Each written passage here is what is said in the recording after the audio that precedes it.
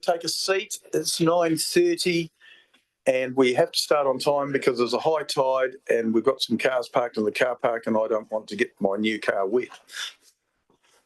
And through the chair, we've just installed a new non-return thing, so your car will not get wet anymore. Oh, good. If we're live, and I just want to make sure that everybody knows that it's on. So Alec is going to do the opening karakia for us. Yep. Alec, if you could do that for us. Tuia ki runga, tuia ki raro, tuia ki wahu, tuia ki roto, tuia te here tangata, ka ronga te pau, ka ronga te ao, humi e, hui e, tae ki e. Right, good morning everybody. Just to let you know, this meeting's being live streamed, so I'm sure the media is watching. We've got Councillor Paki Kahu on Zoom. Talit is coming in on Zoom, but I haven't seen him yet. You can hear me all right, Kahu? Yep, good. Same things, everybody's been here before. Toilets are out the door. If it starts to shake, we get under the tables. And I've just got an apology that Anika Young is running a bit late, so she'll be here shortly. So we will go to apologies. So I've got an apology for lateness for Anika, and we should maybe, I understand Talit is coming in, but he might be running late as well. So would someone like to move those apologies? Move Councillor Dowler, seconded. Councillor Skinner, all those in favour, please say aye. Okay. Order of business is the same, but I just want to take a moment to, this is our last meeting of the triennium, and I want to thank all the staff for the last 3 years of work. You haven't rung me too many times with problems, but you certainly keep us informed when there is something happening. So I'd like to thank you all for that, for a starter. And I'd also like to acknowledge Councillor Barry Dowler. This is his last meeting. He's taken the high road. He's going to retire and do something else. And I've worked with Barry on and off for it's nearly 15 years, Barry, that we've known each other. So he's been a pleasure and he's practical. And that's very important when you're dealing with some of the things that we have to deal with. So thanks, Barry. I hope you enjoy your new role and it gives you less heartache than this one has had. As a councillor. And for those of us that have decided to stand again, Kahu's already made his decision. He's already been elected. Well done, Kahu. You'll be back. Councillor Skinner and I are both standing again, but you never know. We could get retired at any time. That's part of the process. So we'll now go to interest. Is there any declarations of interest? None. Right, we've got the minutes. So we've got the minutes of the 14th of May. Moved Councillor Dowler, seconded Councillor Skinner, that they are a true and correct record. I'll put that. All those in favour, please say aye. Aye. Against, carried. Right. Now, we'll move on to, there was no confidential enough. We'll move on to General Manager's report update. For the Chair, thank you. For the Chair, the General Manager's update is generally good news. There's not a lot of things going on that are concerning. The treatment plant ran well during the period. We did have some significant rainfall events, and so there were some overflows from the system.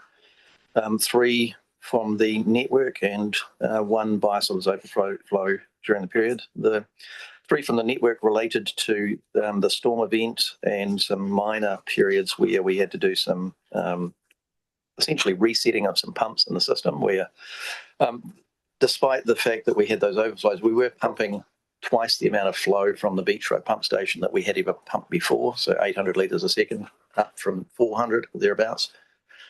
Which is a good thing, and we would have historically had significant overflows for a significant period of time. So it was a good outcome there. We did have the largest single day of wastewater flow into the treatment plant that we'd ever had, 109,000 cubic metres in the day. 106,000 during the day, and it was running at around about 1,500 litres a second coming into the plant. So 1.5 cubic metres a second during those rainfall when the Tasman floods were going on. So what that led to is us essentially filling up the treatment plant and all of our storage and having some, overflows from our ponds on Bell Island. It didn't create any, significant harm.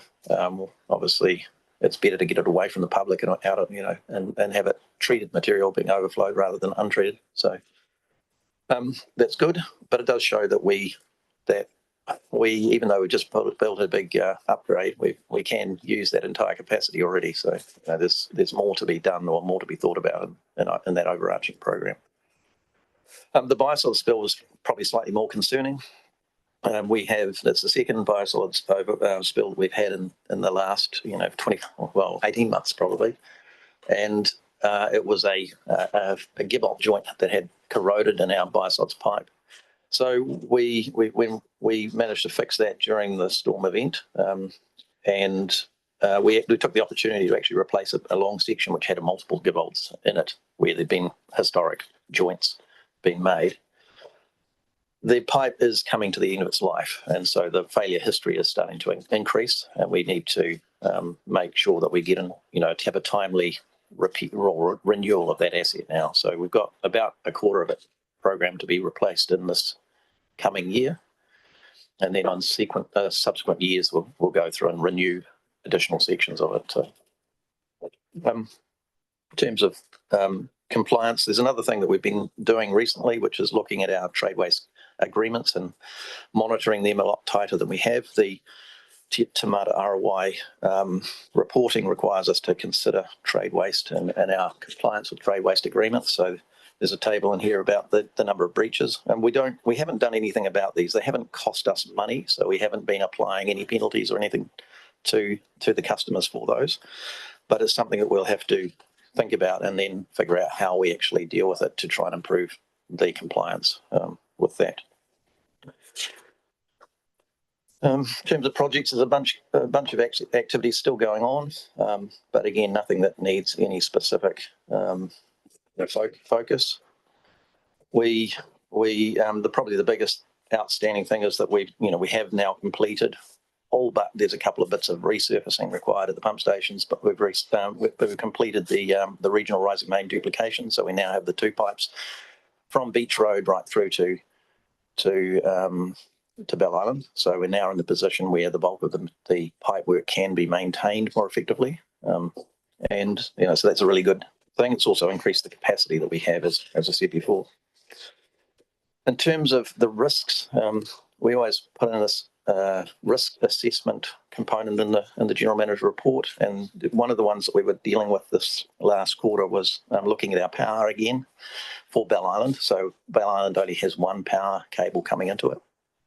We did think for a long time that our work with the solar panel providers would give us another power supply, and that was one of the good things about that. But what's happened is that their solar panels are going to be running at 33 kV, and we use 11 kV or kilovolts.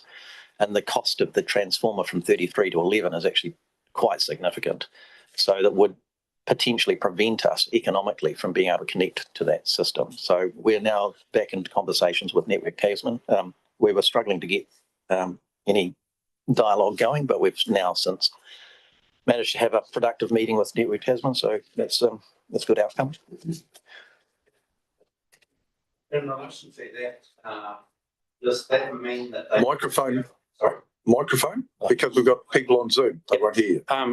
Does that mean that they will not be able to sell any power outside of the scheme? In other words, that all of it has to be used by Bell Island now? No, the way it works is they'll put in a 33 kV line that'll go out to the grid, and then we essentially buy back power from the grid, and we get a discount from the power we buy from the grid. That is, in a virtual power purchase agreement. So rather than a direct connection, we have So where do they connect to the 33 kV? They have to go that Headingley Lane, I believe. Yeah. So it's quite a long way down in order to get into an area of the grid with enough capacity to accept that 30 megawatts of Anyway, okay. The other one that we obviously need to is a risk to us and we need to deal with is the fact that when we have now upgraded the network, we now get more water in, and therefore we now need to put more water out. But our resource consent limits the amount we can put out. So we'll have to, we're trying to do modelling and then start the process of going for a variation to the consent to allow us to discharge more under those extreme rainfall events. So in terms of the financials, the end of the year was actually good for us. It probably wasn't good for our customers because we made up a lot of money, principally on the back of some really large rainfall events, so that we earned a lot more on variable. And that meant that the end of year result was quite close to budget, whereas at the start of the year we'd been significantly under budget. So before we go to all the financials, why don't we just cover off any questions about the operation issues? And has anyone got any? I've written down 3 things and you've just covered one. Power supply. Councillor Skinner, or all right, I'll just infiltration, the amount of infiltration that we had during the weather events. Do we know whether it came from which areas? Because I know there was significant flooding in Tasman and sort of Brightwater South, but it was not where there's heavy population, and most of our new housing has pumps. Even the new one in Beta Road, in significant areas. Through the chair, the inflow at Beach Road was constrained by the Tasman District Council's network, not by. At the end of the day, we pumped everything that could come to the Beach Road pump station. Yep. So the network constrained it upstream of us. So what that means is there probably was more that could get to the pump station if the network was was bigger. However. The details of where, Nelson didn't have as much rainfall at the time we did, and so those 2 areas obviously supported. We didn't have overflows. If we had had the same level of flow in Nelson as we had in Tasman, it would have potentially caused more issues for us as our network. So, but Brad can look to more specifics if you want some more specifics. No, I just know infiltration is a problem in both districts, and it's about going around houses at times and looking at gully traps, because gully traps is where most of it comes in, as I understand it. Would that be fair, Mike? Yeah, we have an II program, and in a way we have a policy for it. But this event was extreme. We actually had groundwater coming out the ground in Brightwater and Wakefield. So the whole area was inundated. Every manhole was inundated. A lot of the overflow was overland into river streams. We were pumping out of wet wells to stop it overflowing at closer to the dwellings and that sort of thing. So it was, you don't design for an event of that scale. No. Yeah. All right, Kahu, you've got a question? You got a couple of questions. Just going back to it's 4.64. In the manager's report, just got two numbers there. The 820, obviously, that was the peak. Excuse my throat. 820, but the second number there that the level of flow was only expected to reach around 2050. What's the context for the second number there? So, and how do they relate to each other? Okay, so through the chair, when we upgraded the regional rising main, we go to our customers, Nelson City and Tasman District in this case, and ask them what their future predicted flows will be for their networks, and they give us an indication of what that is. And in this case, Tasman has asked for around 800 litres a second for its 2050 flow. So we have assumed that was based on that information from that's their flow that we would be looking to get into the system, and that's the level of service that we provide for conveying the wastewater from Tasman. And that then allows us to size our pumps, etc., and then put in the pipework. So that's basically what we've designed for. The upgrade also had additional benefits, and the additional benefits are because we have 2 separate pipes, we can take one out during dry weather and do maintenance and repairs. And secondly, it gives us also spatial separation for the most part. So even if we had a major earthquake or a major event, it's more likely that one of the pipes would survive, rather than being all located in the same alignment. So there's been some additional benefits of that upgrade work. But based on the level of service that we've been requested, we've delivered that, and now we've seen that we've actually achieved that in this extreme event. That it does ask the question about whether we should be doing something more. And that is a risk that we've previously raised, that this upgrade doesn't necessarily solve the conveyancing issues. And if we continue to go on at this sort of level, then maybe we should be thinking about something different, and whether that's in the network, trying to do additional works and inflow and infiltration, which is what the council's already doing, or whether it's another pipeline from Richmond to Bell Island down Lower Queen Street or some similar alignment. But that's, if we were to go down that route, it's a very big cost. There's a $60-odd million cost to do that, and so it's something we definitely don't need. Sorry, so it's just simply the 820 is where we peaked at, and the 2050 is total capacity. That's our full capacity being used in that event. Okay. So the next question, I know that we're going to be going into financials just very shortly, but I'll just ask this question so that you can bear it in mind, so that we don't have to double back with the biosolids spill there, 4.72, 1 and 2. Just around that. When we get into the financials, is about whether or not that's contributed to sort of the higher maintenance costs that were reported on, and were those items that you've identified in that have been repaired, were they part of were they programmed in for later attention?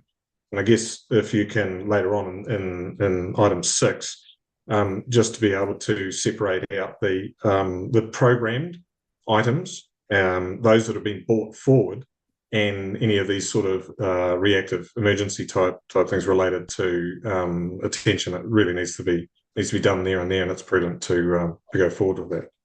So yeah, I'm probably going to assume that those will be answered in the next part.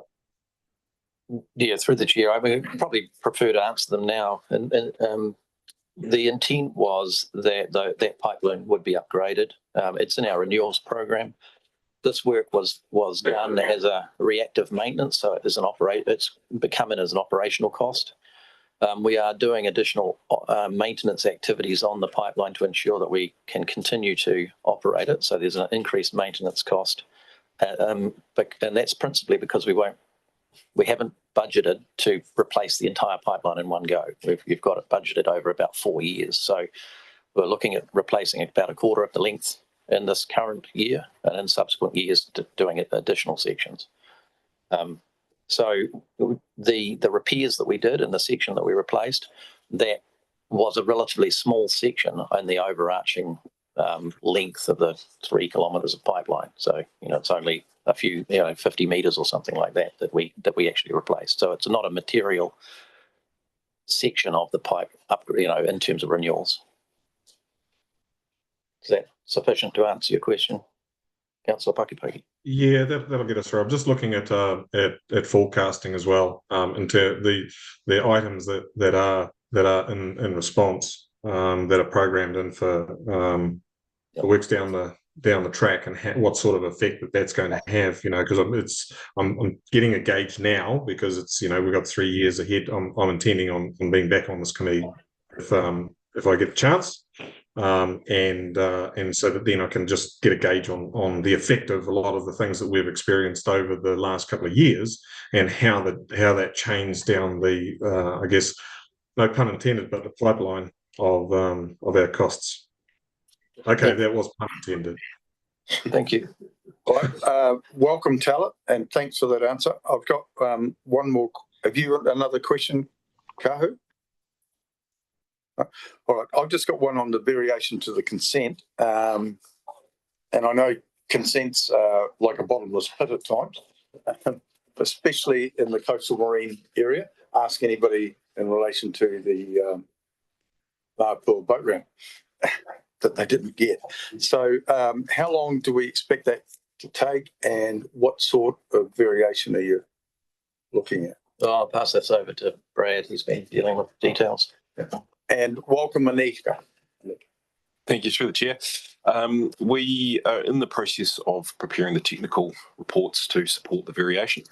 We are looking to vary a single condition in the consent, which would allow us to actually add a condition to the consent, which would allow us to, under circumstances outside of a control, discharge more than the current daily maximum. That should be lodged with council this side of Christmas. But from that point, we don't know quite how long it would take. We're anticipating that it shouldn't be too long to get the change made. We have been liaising with stakeholders, iwi, and some of the people with interest in the bays. It is a very infrequent occurrence, but as Mr. Clark's pointed out, we're far better to collect that material from the pump stations, convey it to Bell Island, treat it at Bell Island and discharge it in an appropriate manner than just have it spill straight into the bay as untreated wastewater.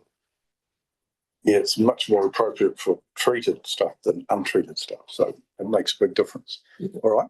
I don't know if anyone's got any other questions, unless Anika or Phil's got a question. I just have one question going back to that, the break in the pipe, treated waste, biosolids pipe. How did you detect? We have flow meters at both ends of the pipe, and we have pressure transducers on the pipe. So in this case, there was the increasing differential between the flow meters and the pressure transducer. We're running at a lower level, so we identified that and obviously had to go and find it. It took us some time to find. We stopped obviously discharging once we confirmed there was a problem. But and so we had to build up biosolids in the plant for a while we found it. And in the end, we found that there was a section in the the tidal zone under the estuarine muds where it had corroded. So it was also during that period where there was the extreme storm events. So the water was very cloudy, and it took us a bit of work to actually identify where it was. In the end, we had to fly the whole route with drones, and actually that was sort of the only way we could actually get to an effective resolution of finding where it was. Mm-hmm. Right, Tal, good morning. You've got a question for the manager? Good morning. Yeah, I have a few questions. Assuming we are discussing the GM's report.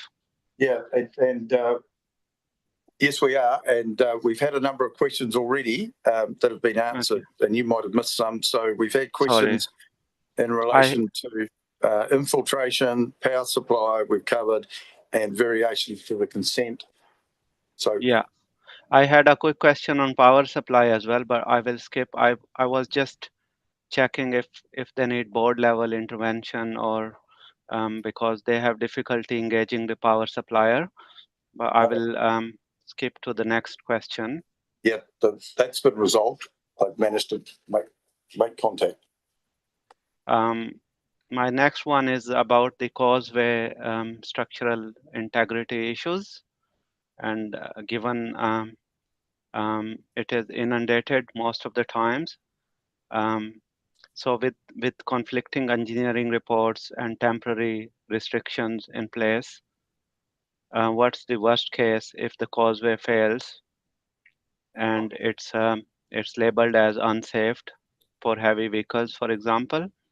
So what we are going to do about it? Are we going to do any third-party assessment, structural assessment, to have some assurance? Thanks. Through the chair, we are already at the stage of third-party assessment for the box culvert. So it is only a very small portion of the causeway that we're looking at the moment, and we have those conflicting engineering reports that come back. One of them supports the sort of empirical evidence we've seen over 40 years of that box culvert being operational. The other one is a complete surprise to us in terms of a reduced capacity. It's all been driven because there are no clear design information or as-built drawings for that culvert. From a operational perspective, if the report that we came with a lower rating, I suppose we've described it that way, with a lower load rating ended up being the correct number, it would have some significant impact on the operation of the treatment plant. We have trucks moving in and out of there on a daily basis. We would still be able to get them through, but their load capacity would be significantly reduced to the point that we would have to do something pretty quickly. We've already started some conversations with some of the external providers around what that might look like if that load rating was confirmed as being reduced. There are some short-term actions that we could do to improve that, but inevitably the outcome would be that box culvert would need to be replaced in the fairly short-term future to enable continued ongoing operations. Yeah, through the chair, our assessment is, and over many years we've been taking, there's these sorts of assessments we've done in the past, and they've always come up with a close to normal road assessment in terms of its load rating. And so we've taken over many times, heavy vehicles were fully loaded. And in this case, that doesn't correlate with the lower assessment that was given to us. There's been no sign of structural, impending failure or anything on the system. So we are inclined to believe the assessment that is close to, the previous ones that we've done and close to the normal traffic loading ones. But we are cognizant that is a risk that the other one might be closer to the truth. We don't think so. At the moment, we've put in speed restrictions and other stuff on the causeway to try to minimise risk. But the biggest risk would be, of course, that it would fail under a heavy load, and then it is about a 4 metre drop to the tide on either side. So we are taking it seriously, trying to get an alternative resolution to what that load rating is. Thank you. I assume in the next report we should have much more information about it. That's our expectation, yes. Thanks. Anika, you've got a question? Yeah, kia ora koutou, and apologies for lateness, and thanks for your report, Brad. This may have been answered already, so apologies if it has, but just with those wastewater overflows, did you say it was primary or secondary treated, or is it? The overflows from the network were obviously raw wastewater with, but heavily diluted with stormwater. Yeah. But the ones from the treatment plant were all our essentially treated product. Yeah.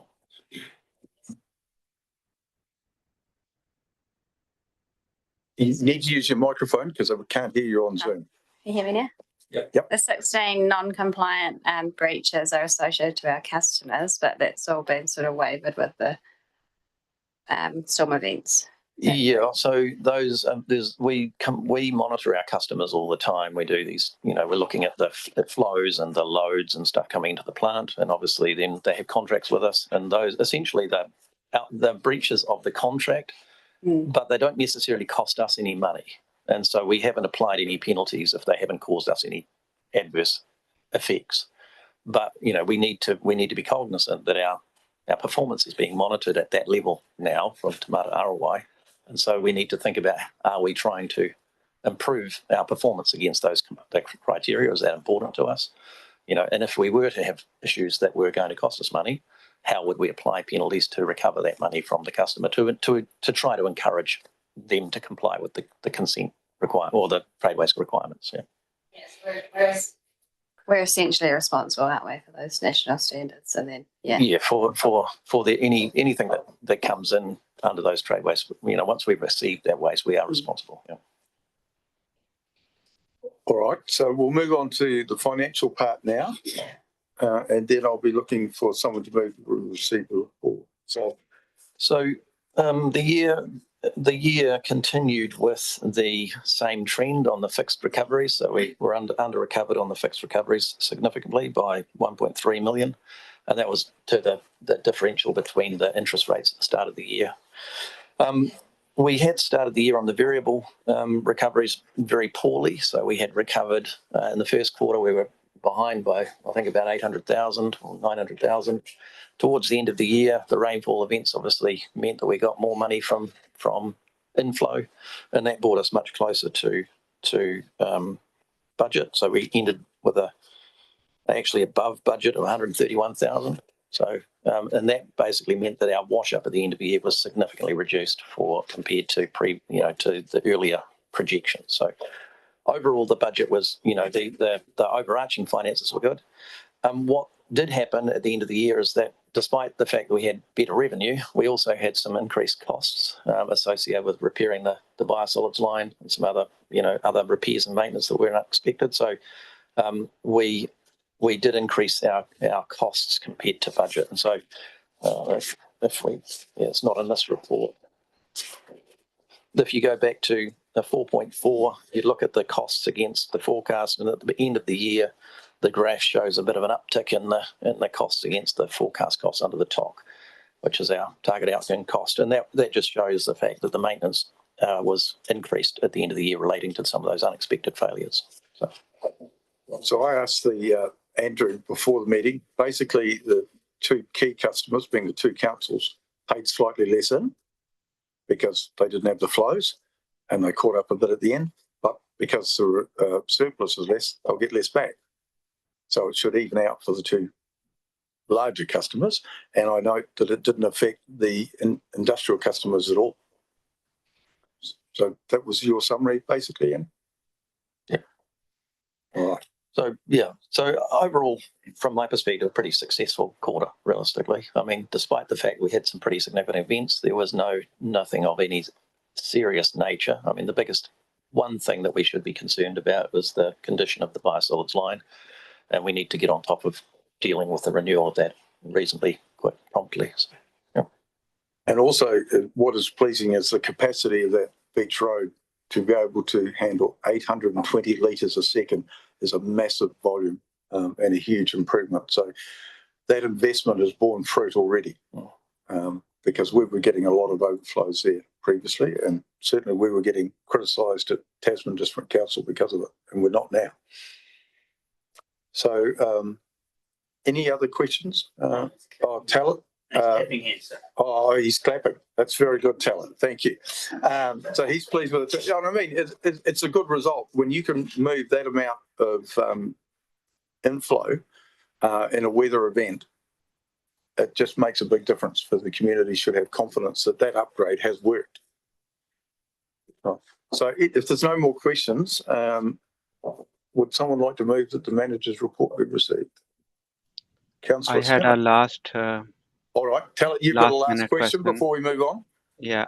On the budget surplus, that 2.2 million surplus below budget, and I can understand it's driven by cost overruns and lower than expected fixed income. I'm just keen to know, is this strategic budgeting issue, or is the organization underestimating O&M volatilities? Through the chair, it's essentially an artifact of the process we use to set the budget.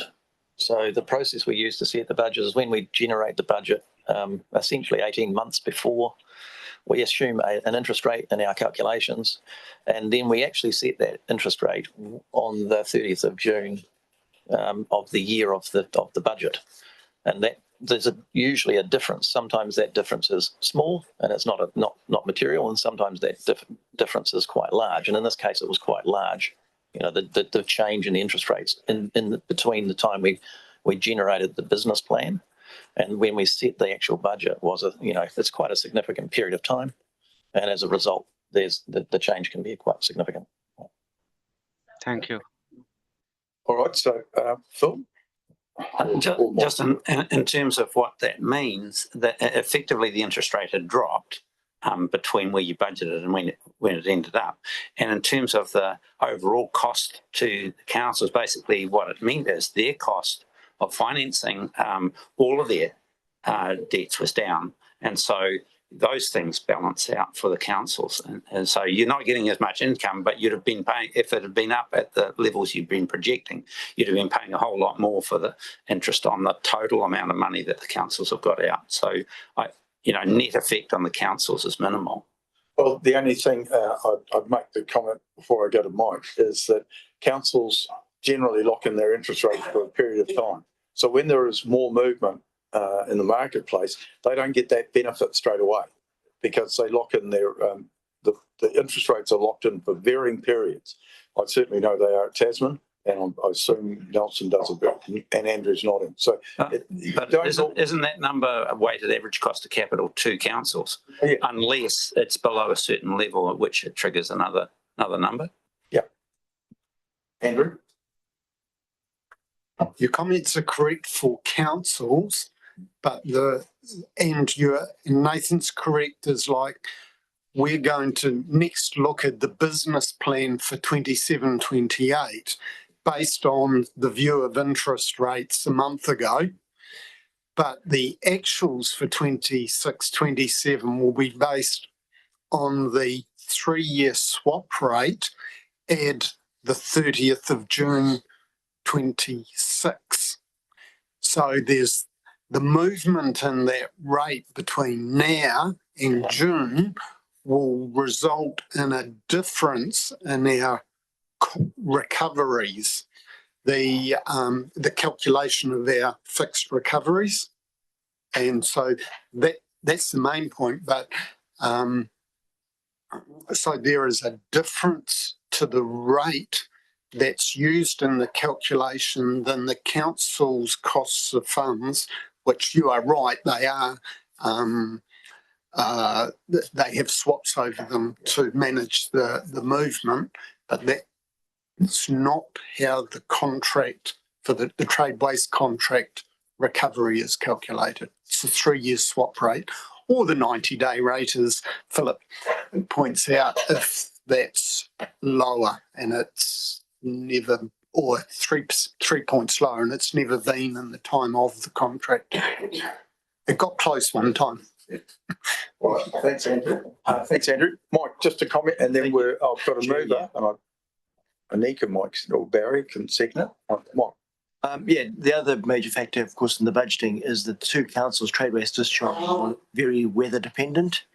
And so we never get that right, to be totally honest, and it's the best guess at the time. But that has a significant impact on what we pay or have to pay back at the end of each year. And that's, over the years, hopefully it swings and roundabouts, but we often don't get it right.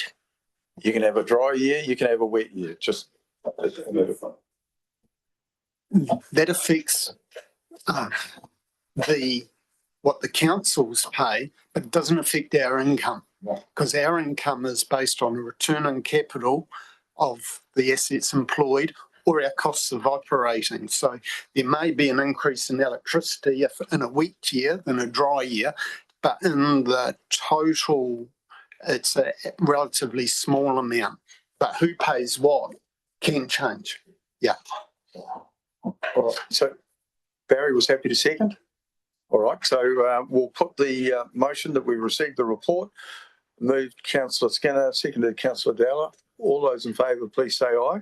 Aye. Against? Carried. Now we move to 6.2. The annual report. Annual report. Yep, 6.2 annual report.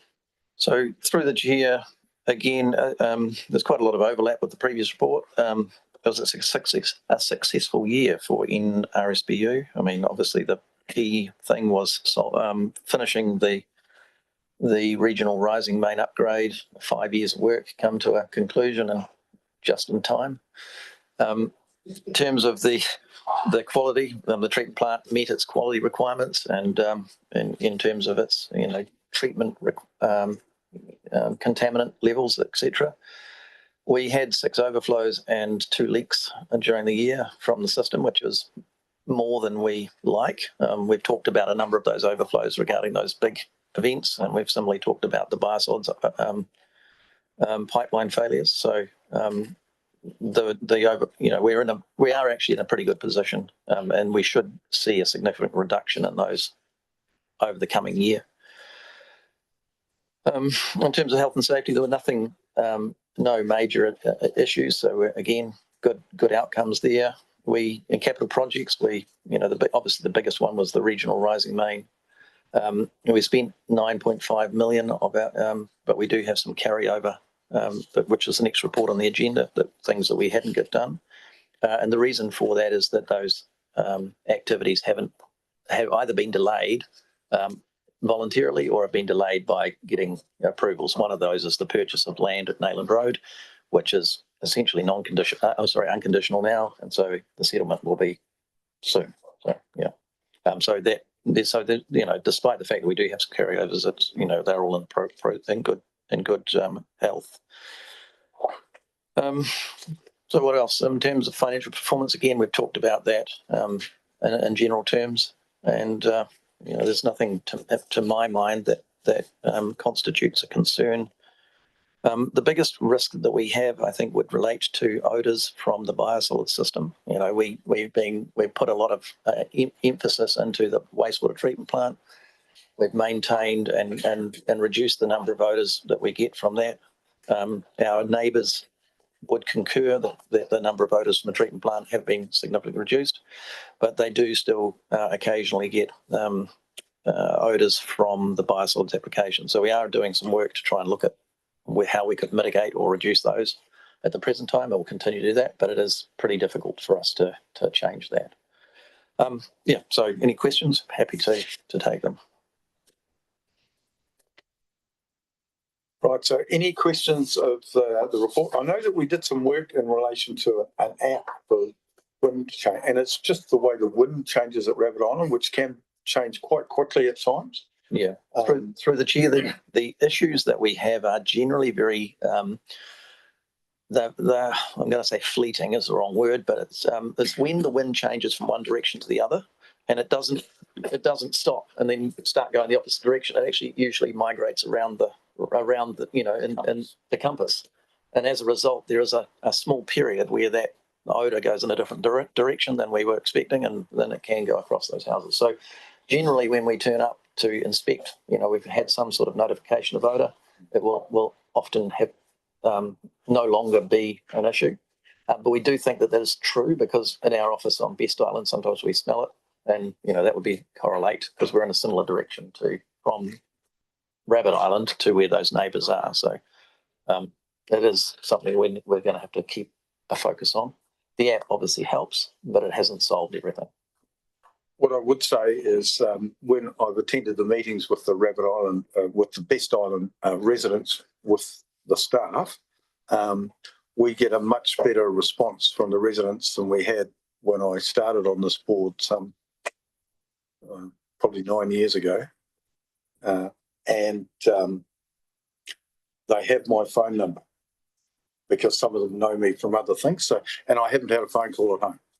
So, and they used to always say it was worst at Christmas, and we haven't had a single one. So there's been a significant improvement in this area, and we've invested quite a bit of money in terms of monitoring and in upgrades on the plant that has helped. So any other questions of the manager? Anika, you got one? Yeah, kia ora, Nathan. Thanks for your report. It's kind of more of a generic question around the environmental space with respect to the stormwater events, and if you foresee any future risks from a climatic perspective, long term. From our perspective, our principal risk at the present time is related to the flows, and that's why we're approaching that with an intent to increase the ability to discharge from the treatment plant. In terms of sea level rise, we're still confident that we have quite a long period of time that we can run the facility. This probably close to 50 years before there'd be any real concern around that from a purely just from the sea level rise. And the other thing that from climate perspective that we obviously need to be cognizant is coastal erosion type issues. And at the present time, again, our assessment is that Bell Island is, while it's protected by Rabbit Island, we are largely sheltered from coastal erosion issues. There is one small area on the island on the eastern side that we see a small amount of erosion, but everywhere else is pretty solid. So overarching concerns around climate, and climate change are principally related to inflow and outflow from the facility, not to other factors. If you were to say outside of the treatment plant itself, well, one of the big things that we will face is, can we get to the treatment plant? Because in these big events that we find that we actually can't get there because the roads at Lower Queen Street and the roads going from Lower Queen Street to Bell and Best Island are they're essentially overflowing, and so they're no longer passable. So those are things that we'll have to consider and what our mitigation strategies are for them going forward. There are such things as boats, and I think some of us own them. Yeah. Was that permission to go and buy a big boat? No, it's not. Definitely not. I've already got a harbour master in another place that wants to buy a big boat. Councillor Dowd. You could always put a boat ramp there and call it the regional one. We actually have a boat ramp in the vicinity, very close, because I've used it. It's on Rabbit Island, just on the other side. So anyway, is there any other questions of the manager? And if not, we'll put this report. All right. Okay. Councillor Dowell is moving. And Kahu, would you like to second that? Look at that, big thumbs up. All right, so I'll put that. All those in favour, please say aye. Aye. Again, carried. Right. Now I think we move to carryovers. This is not correct. Yeah.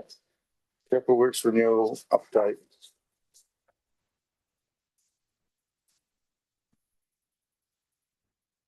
Oh, do we have to move that separately? I'm just looking at it.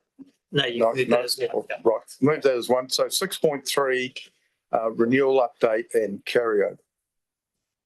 Thank you to the chair. A good year for capital works in the scheme. We've probably now talked about those twice, so I'll keep this relatively brief.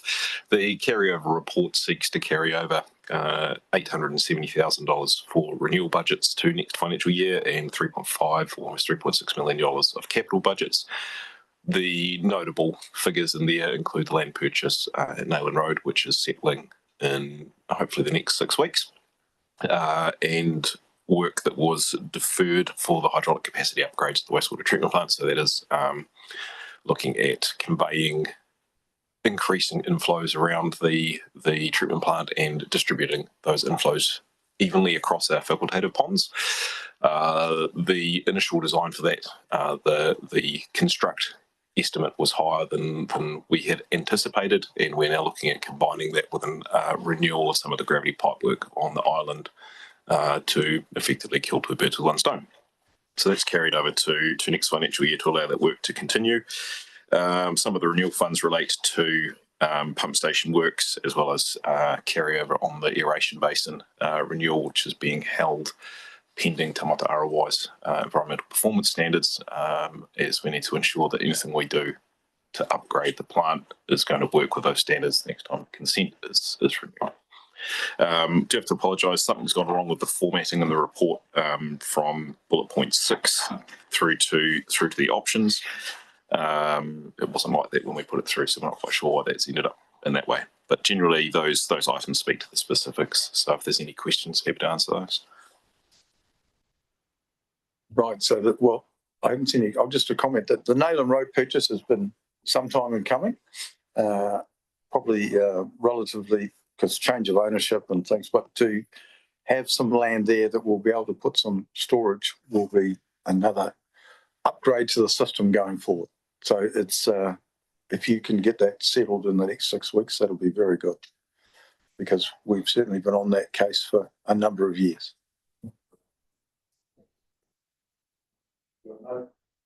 No questions? Great. Brad, your report obviously satisfied everybody's needs, and I always worry about carryovers more when they're very large. These are not very large, and in fact, a significant part of this will be gone once you settle that area. So, move Councillor Skinner, seconded Councillor Dowler, but before we put it, Talat had his hand up. So, Yeah, Talat, if you've got a question before we put it. thank you very much. It's my favorite subject, that carryover, so I can't stop myself from asking questions. That 2.28 million of 4.4 million total carryover is substantial. And I was reviewing the top 3 carryover projects. Land purchase we talked about, 1.5 mil, and then hydraulic capacity upgrades at the treatment plant, aerator renewals. Can we briefly know the status of those 2 remaining, because we talked about the land purchase? And also because the capital expenditure is going to reduce and maybe is going to settle in the coming years. So we should have a proper capital planning now. So only those questions. So through Just covered the part of it was the aeration basin, I think, is part of that cover. Isn't it? yeah, sorry, through the chair, Talat, can you clarify exactly which 2 you wanted more information on? Hydraulic capacity upgrades, is that a project? It's mentioned there or not? Yeah, correct. So we discussed that. That was the moving the flow around the treatment plant. So the initial build estimate for that was higher than we had anticipated. So we've pivoted that to work hand in hand with renewal works within the treatment plant to replace some of the gravity lines, so effectively upsizing some of the gravity lines in the plant. A different pathway for achieving the same outcome in effect. And the other one was aerators, like it's more than 500,000. Yeah, so that overarching budget for all of that work, there is a capital funding stream coming through this financial year to increase the secondary treatment capacity.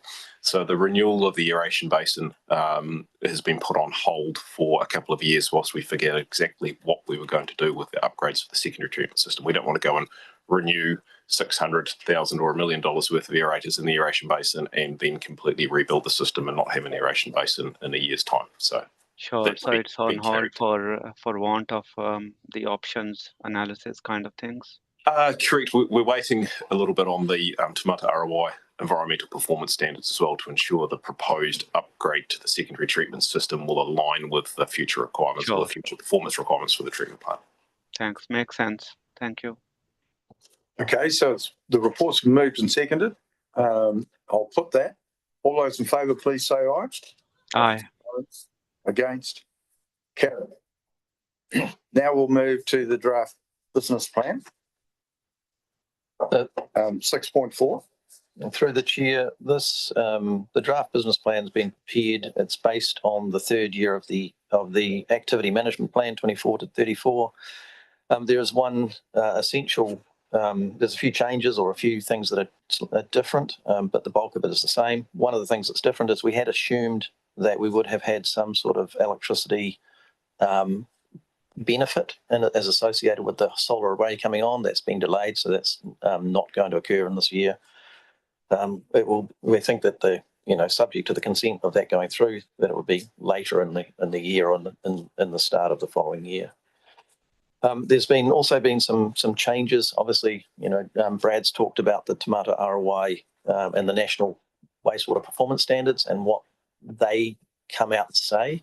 So we've delayed the secondary treatment plant upgrade to make sure that we understand what they say and whether or not it makes sense to do what we're doing in context with those. So we've shifted around some capital works within the budget to still continue to spend a relatively stable amount of capital, but we've brought forward some of the irrigation works, and while we've pushed back the secondary treatment plant upgrades, so that we're still keeping a moderately spend rather than making a big pile of spend in 2 years' time when everything's known. And basically what that does is it gives a net reduction in the amount of capital works that we've done in the 26-27 year, but pretty much everything else is the same. So I'm open to any questions. All right, questions of the manager. I'll be pleased when we finally get the standards out of Te Mata ROI, but it could be expensive going forward for districts around the country. And I'm seeing a couple of engineers nodding their heads, and it causes me some concern because we're not a wealthy country, and we need to come up with systems that work and protect our environment, but aren't gold-plated, because we have to, ratepayers and taxpayers have to pay for them.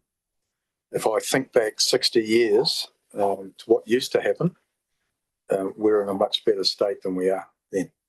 Councillor Skinner. Well, Cheers. From the officer's perspective, with inflationary costs, as some of our operating costs have inflated as they do, what's your feel or prediction or understanding that's likely to be in the future? And are those sort of ongoing inflationary costs, you think, or we've taken on board inflation? So in the business plans, we obviously allow for the cost increases for our contractors and those things. And it's built into for our costs as they go up, and that's generally in line with the CPI or something like that. It's not significant. No, where the big changes occur is when we have a level of service or some other issue that goes on which changes the paradigm. So during this AMP period, there hasn't actually been material changes from what we projected at the start of the AMP period to now.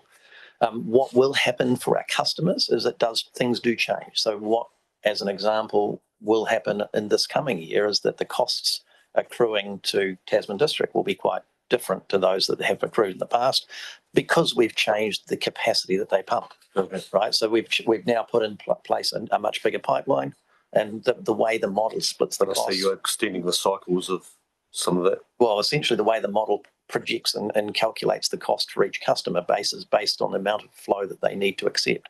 And so Tasman District now has a lot more flow capacity, it therefore needs to pay more money. But overarching contract recovers a certain amount of money. So the proportion of the amount of money that will increase, and others would therefore go down. So that's those sorts of things you need to be cognizant of as owners and customers.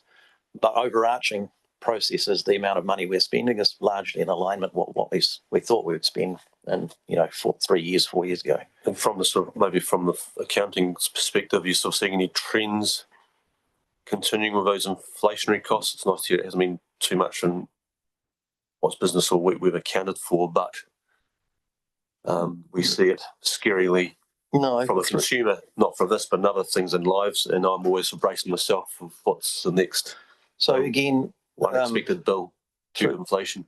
Through the chair, most of the changes are incremental changes, changing on the cost of doing something. If we keep on doing it the same, it will cost us slightly more because labour costs, etc. go. As I say, the big changes are when we make a difference. We start doing something different. Okay. And if we have to go, and as we have recently, we now do something different. We accept a lot more wastewater to the treatment plant. Yep. That will therefore have some cost implications to it. Okay. No, thank you. Very good. I've got 2 more people with questions, so I'll just make a comment. I sit on a tenders panel, and I'm seeing in the engineering or tenders real competition for jobs because some of the engineering firms aren't as busy. So when it's really competitive, you get some better prices. I don't know if you're seeing the same, Alan. Through the chair, we are, but we know that that's a cyclic thing, and when we can ride that wave, we do. But we know that it'll turn around on us pretty soon. But it's very, very good at the moment for us. For both councils, actually. I've got Talent first and then Philip. So Talent. Yeah, I have a question on assumptions, and then I have a question on the risk as well.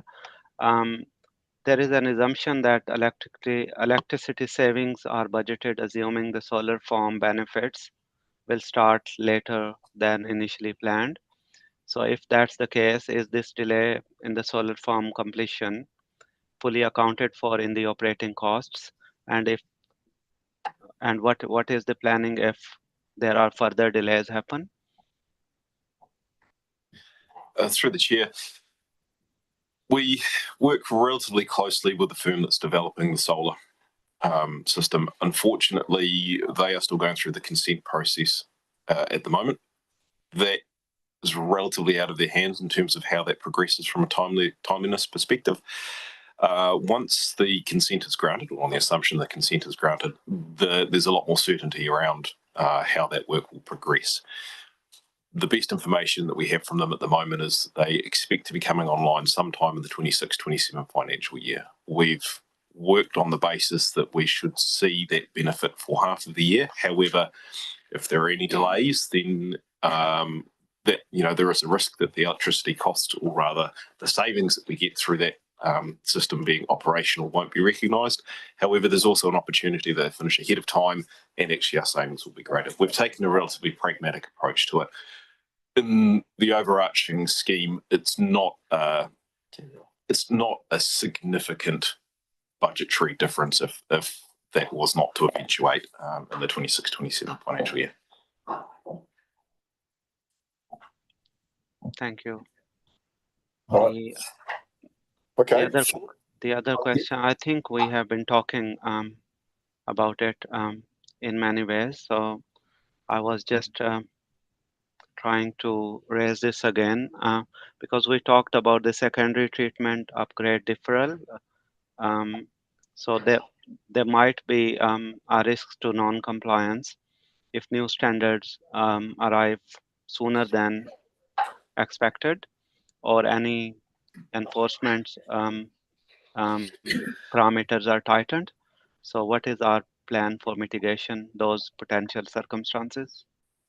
Through the chair, there isn't really a risk to us in the short term from the Te Mata ROI changes. The way the system works is that we have a resource consent. That resource consent lasts till 2040, and any changes we need to make as a result of the Te Mata ROI, our understanding is that we would have to make them at any new consent period, so around 2040.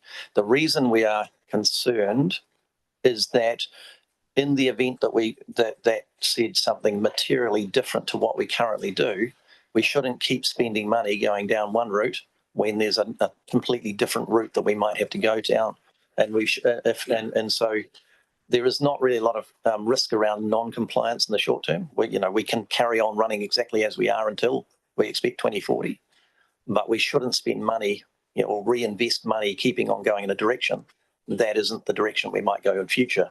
If that is that something material changes. So that's the reason we are deferring that expenditure.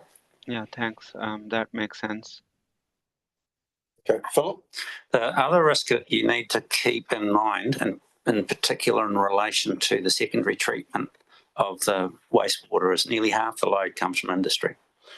And industry is facing severe headwinds at the moment. You'll be aware that the Karaholt Harvey sawmill is shutting down. That constitutes a significant input of chip for Nelson Pine Industries for its MDF plant. I haven't been privy to further discussions within Nelson Pine in relation to that, but that presents a significant problem for Nelson Pine going forward. The other issue that is that the meat processing industry has been going through very difficult times, and I was speaking with Brian Mills from them after the last meeting, and they were on tenterhooks because they thought there's a very high chance of them being shut down. Fortunately, since May, the good news on the horizon is that they've got a buyer for the Alliance Group. But it still has to go through a government process because it's an overseas company. It's an Irish company that's looking to buy them. And it also has to go through a shareholder agreement, which is reasonably likely. But all I'm just saying is we've seen quite surprising significant industries that have been operating within the region shut down just recently. I think it's really important that when you're coming to think about what you're going to do in terms of upgrading the secondary treatment, you should come and talk to the industry before you get stuck into it, because there may be other ways that we can do it on site more cost effectively, and also whether or not the long-term viability is still there. So through the chair, we totally understand. Yeah. I'll just make a comment that one, we're in public, and two, if you listen to Morning Report this morning, Shane Jones was talking about the price of power and how it's crippling our industries. And he has a solution. Whether the government will take it up is another thing. But the current system we have for power is about making profits. And in the winter, it went up to over $200. And that hurt industries right around the country. And New Zealand as a country can't continue to put up with that in the winters. So, Barry, you had a comment before we put this? Comment and hopefully ending in a question if I get it right. So prior to 2016, the power supplies to the NRSBU was one of my hot topics because it was way back, I can't remember exactly what year, that the Network Tasman informed the group that the cable was not flash and it could fail. And they wanted to spend, or wanted the NRSBU to spend quite a bit of money to put a new cable on at that stage, which didn't fit any budget that we had back in those days. And so I started to grandstand on the fact of a standby generator on site. If the cable failed, we could continue operating, or if the big shake happened down south and half the pylons fell over and we had no power, we could still process what we needed to process at the top of the South Island. Power cable still sits there. So you made a comment before, Nathan, that 33 kV coming out of the solar power, we need 11. So I suppose I've got two questions. I don't know how familiar you are with the plan that they've got, but where the 33 kV plugs into the main network, is there a transformer site there that could give us 11 kV and be able to be brought back to our plant or not? So, through the chair, I mean, obviously we consider this one of our risks. We have been trying to identify ways of mitigating that risk for a number of years. Obviously, we put in emergency generation on site, so we are able to continue running in the event of a major event, whether the pylons are out. So we are confident in an emergency that we have the ability to continue to process. That being said, you know, we've spent millions of dollars on that. We don't want to spend millions of dollars on diesel running our treatment plant for a long period of time while it's all fixed. So the idea was to try to now move forward with a more resilient power supply to the site. We were struggling to get dialogue with Network Tasman for a long time, but we have recently been able to sit and have a productive meeting with them.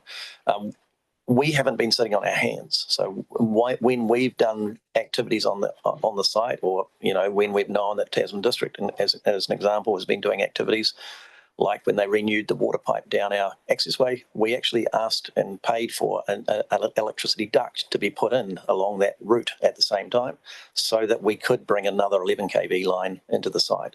So we've made that information available to Network Tasman, and we are currently in the process of now figuring out how we might go about bringing another 11 kV line into the site. In terms of, I can't do anything, or we can't do anything really about the whole, you know, power not getting to Nelson, the major transmission lines. That's a different story. But what we can do is ensure that any repair or any local issue, you know, could be fixed quite quickly. And we can also make it clear to Network Tasman that we are an essential service, and that it needs to be prioritised that we would get power back, you know, quickly in a major event. And they recognise that in the conversations we've had. So I'm, you know, despite in the general manager's report putting in a risk and highlighting again, I'm much more confident that we will make some progress. Exactly what that progress looks like, I don't know, but over the next short while. So yeah. Right, I was just aware that I thought of the ducting being put on. I didn't know whether any of the other panel were aware of it, so you just updated everybody, hopefully. Yeah. Okay, if that's all the questions, I'm looking for a mover for item 6.4. So might be your last one, Barry. Yeah. Oh no, we've still got designation. Yeah. No, so moved Councillor Dowler, seconded Councillor Skinner. I'll put that. All those in favour, please say aye. Aye. Against?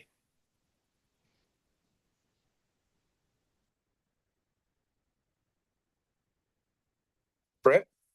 Thank you. Through the chair, in May 2024, the Joint Committee agreed to submit a notification requirement to Tasman District Council for designating the Bell Island Wastewater Treatment Plant.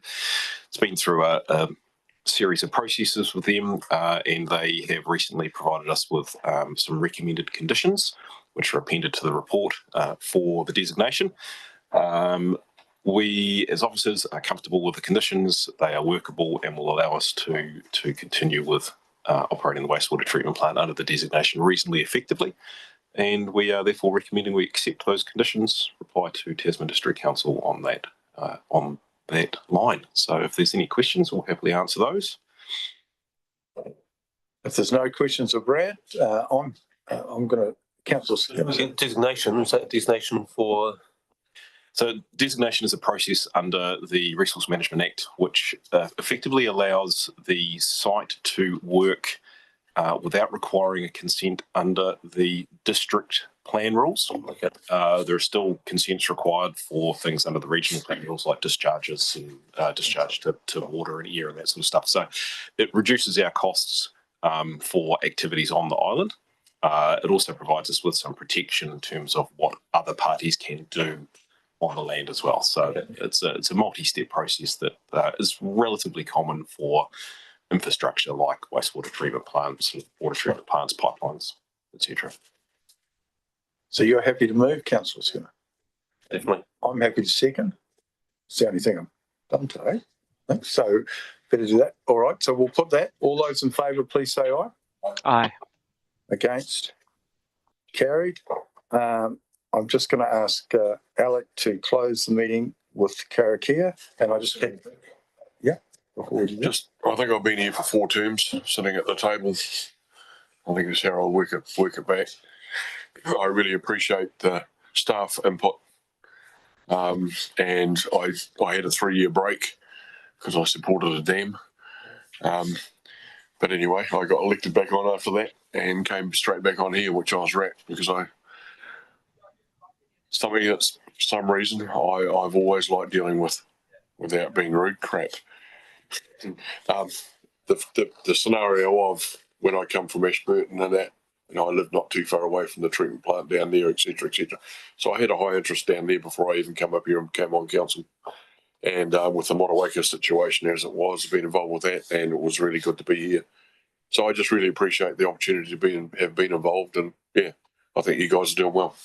Thanks. I think thoroughly enjoyed having you as a colleague.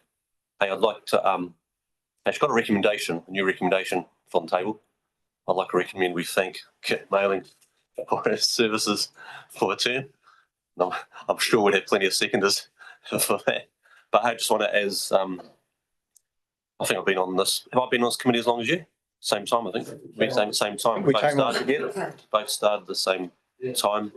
But I'd like to very much thank and echoing Barry's comments about staff and officers at Joint Committee. But it's the way you've chaired these meetings. I'm always trying to learn and sponge and learn how to. But I always think of you as the benchmark. And there's not many that hit that benchmark. But you've got a very good manner of making sure everybody's heard before yourself, and then you're always very wise to bring in a little bit of perspective as well. And often, I've probably said this to you many times, public quite wrongly think that we have 2 councils that must butt heads, and that, how's it go with TDC? And I keep reminding them actually the best council meetings and the meetings we get done so collegially are the joint ones. And I'm on the Sports Tasman, as was Kit in the past, and this Sewerage Business Unit. And I'm not just saying it for the sake of this meeting, but Sewerage Business Unit is a meeting committee I enjoy the most. And that's a reflection on the leadership, both from the governance and the officers on that. And once again, when people say, hey, once again, it must be how hard, I said, no, we agree on a lot. And if we don't agree, we go back to our committees. And quite often, I know you do it really well, Kit, and I try to do the best I can. Actually, we wouldn't come back to our own councils. We're actually championing our opposing council on their views. I find myself doing it. I know you do that, Kit. And so I always fall back on this committee as a bit of a example of how to get things done. And we deal with a lot of big financial stuff. often what might be perceived as boring stuff, sometimes the most hardest stuff to try and get across the table to a dynamic council. And but once again, I just want to thank for my long-winded recommendation as the thanking kit for your chairing, and I hope to see you back. Cool. Thank you. Thanks, Tim. Often I'll ring Tim if I have a problem. Usually not with this committee, it's with something else. Yeah. But because we've known each other a long time, and it works. The two councils do work mostly together, but we don't always agree, and neither we should. It's a democracy, and we represent different people. A funny one was your dam, and we were holding off putting money in, and I empathise with where you're at, and I think we were holding off that $5 million we were offered, and while we were getting all our officers trying to line all the I's and cross the T's, and the funniest one, I've got some young kids that enjoy fishing and hunting, and kid came round, knocked on the door for a small gift. I wasn't there, and they said, "Here's this, but I want the $5 million check." And my young lad, must have been 12, 13, goes, "Dad told me to tell you it's still in the mail. It's coming into the mail." And I remember our two CEOs were just delaying stuff till they've got all the stuff. But that's where I enjoyed it. The good news is you did pay us, just not enough. But that's a separate issue. It is indeed. So through the chair, and also just on behalf of us sitting around the table, we want to thank the committee. It's been a pleasure.